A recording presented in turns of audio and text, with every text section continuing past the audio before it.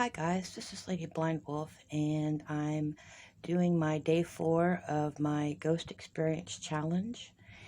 And this took place at my grandfather's house. We did live there at one point in time.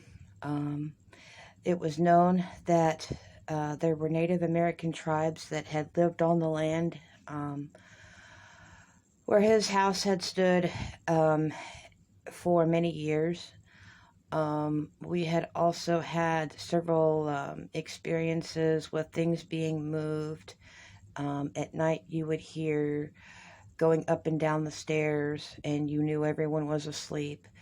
I would be in bed, and I would feel the covers, like someone had come in and put the covers over me, and I would look, and of course there was no one there. Of course, I feel that I could always feel my grandfather's presence very strongly.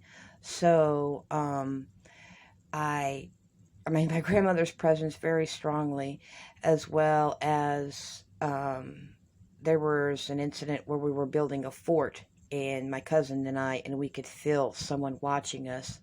My sister had a similar experience where we got so freaked out we went and hid in the car. You could just feel people watching you. A really profound incident was when I was pregnant with my oldest, and my sister had hit the gear shift. The truck was parked downhill from the shed, and my father and grandfather were working. She had hit the gear shift, and the car had rolled down the hill and hit this large wheel that my grandfather had set up, and it went crashing through the doors. Well, something told my father to grab my father and move this away. Of course, this was in 95. Then after I had had my son a few months later, we had learned that the property that was, I don't know, a 10-minute walk from my grandfather's house. It was right behind my grandfather's house. We walked through those woods. My grandfather lived behind Herbert Baumeister's property. And if you don't know who Herbert Baumeister is, he is a well-known serial killer who had been killing people for years.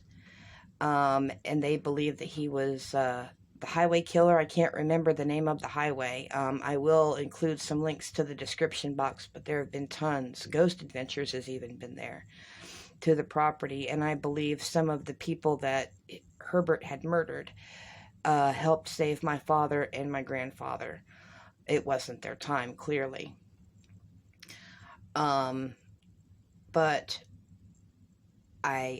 we would go to that property before he had bought it and pet the horses.